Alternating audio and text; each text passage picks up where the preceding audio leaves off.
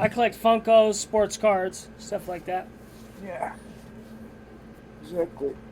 So yeah, man, I originally just did it to have somewhere to keep my collection, right? And then eventually, when I started the channel, I was like, you know what? I'm gonna move the stuff, my collection, into the living room.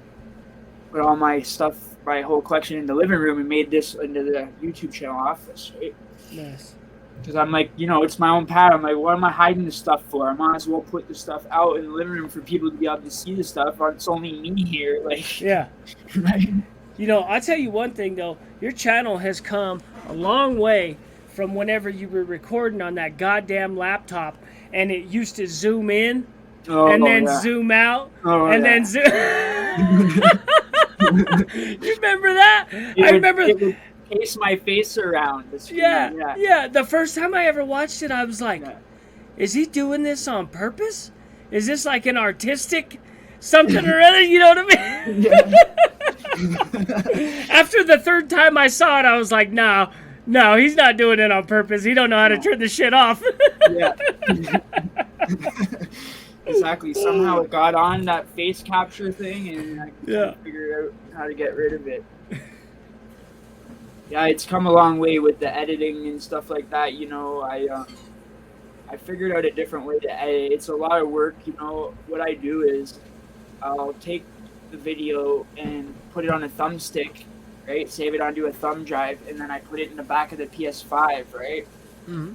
Upload it onto the Share Factory Studio, and then this is my secret. So that the PS5 Share Factory has got such upgraded, way better than what I got on my computer, right? I just got like basic editors on the computer.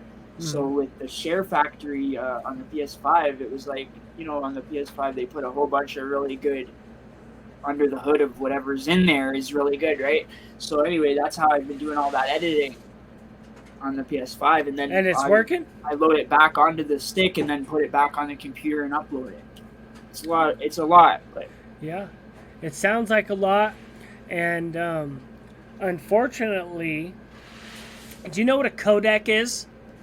Mm-mm. Okay, so a codec is the word for the container that holds the video itself. Okay, so imagine it like a box. Now the problem is if this has its own codec, my iPhone has its own codec, right? It has its own little special box for media. So whenever I record a video and then I take that video and I send it to a computer, it takes it out of my codec, my box, and shoves it into another box, into the computer's codec. Well, the problem is that the computer's codec is different than my codec. And so it hurts the media just a little bit.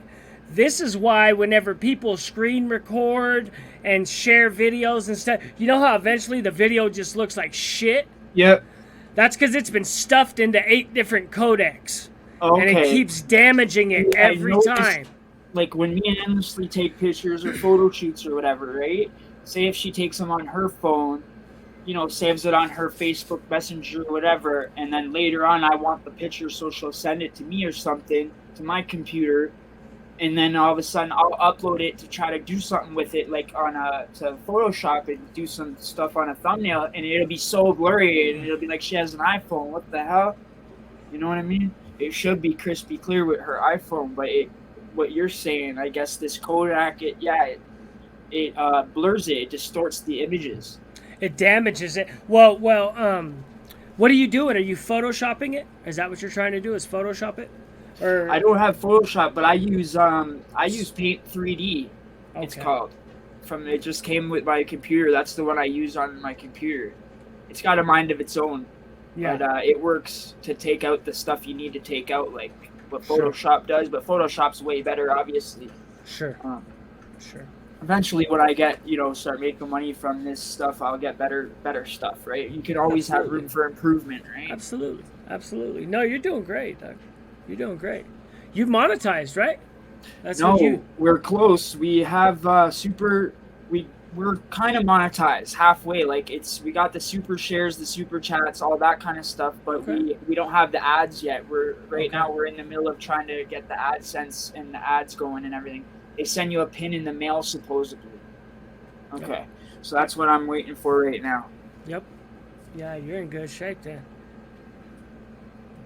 Yeah. So, what do you have any advice for yourself when you're a teen? What would you say to yourself? Oh, wow.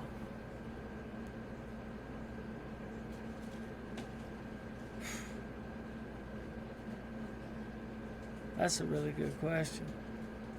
I wouldn't have listened any damn way. But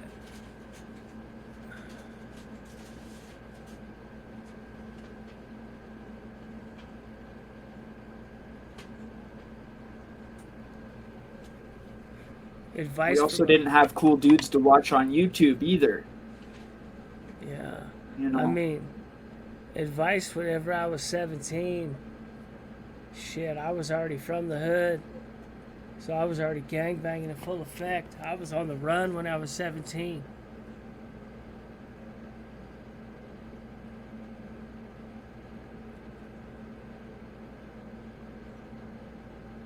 So my advice, if I could go back and talk to him, because I was already on my way to prison, basically.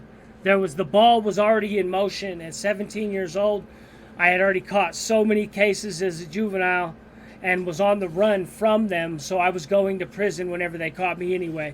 So I'm going to look at it that way and say, I was already going to prison. I would say, don't get in trouble in the mods. Because that's where I messed up, is because whenever I very first went to prison, they sent me to a camp, and I assaulted somebody like right away. And it was completely avoidable if I just had to jumped in the mix and done all the stupid shit I was doing. And I literally would have went there. I'd have been there a couple months. They probably would have paroled me. I'd have been right back out to the street. And I could have walked the right path. And instead, I just went the wrong route. And like I said, I ended up doing 35 and a half months on a 36-month sentence. I got no good time at all. And it was all getting kicked out of the minimum. I was started in the minimum. That's what I really should have done. I should have looked around me and said, this place is easy, just enjoy it. But no, I wanted to go to the penitentiary. I wanted to go next door and go play with the big dogs and everything else, you know. So that's what I would tell myself. That's heavy. That's deep. Well, I know you have a bunch of stuff that we can plug in the description and stuff like that. If there's anybody else you want to shout out before we wrap it up.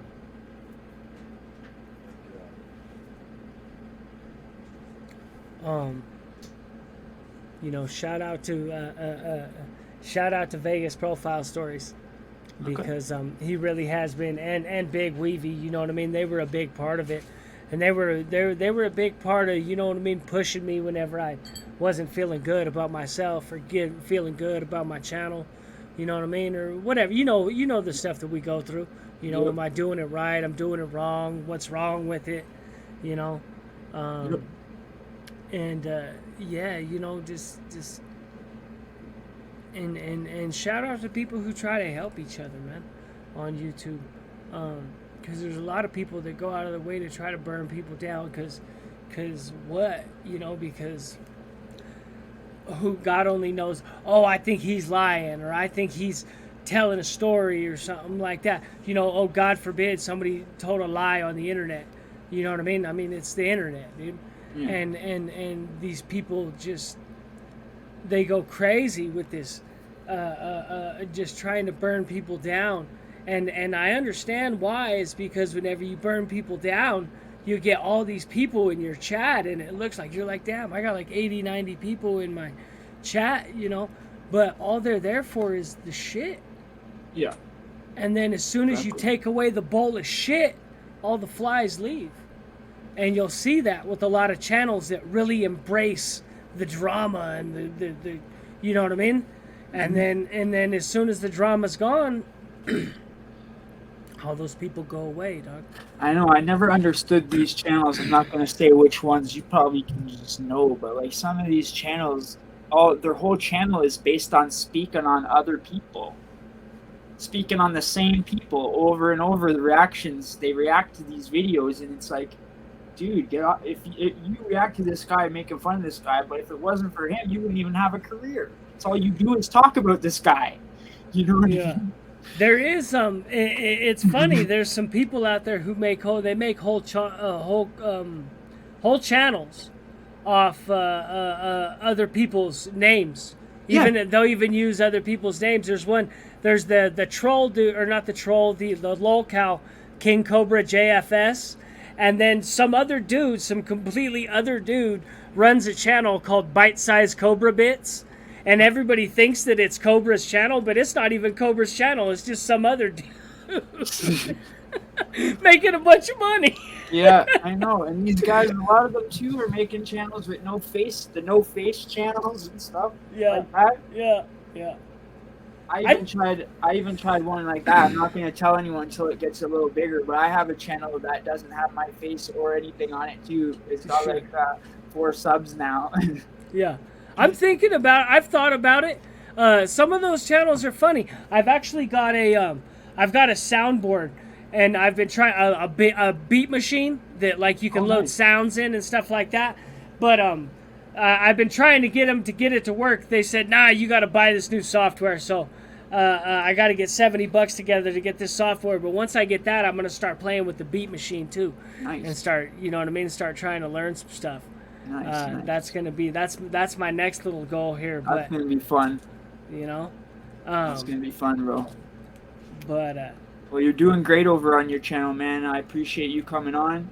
You know, it's been a long time overdue. You know what I mean? Me and you have been rocking with each other for a while. You know what I mean? So it's about time we collabed.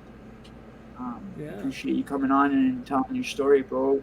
If you ever wanna get into some like some crazy stories or something, let me know if you want me to elaborate on any of this stuff.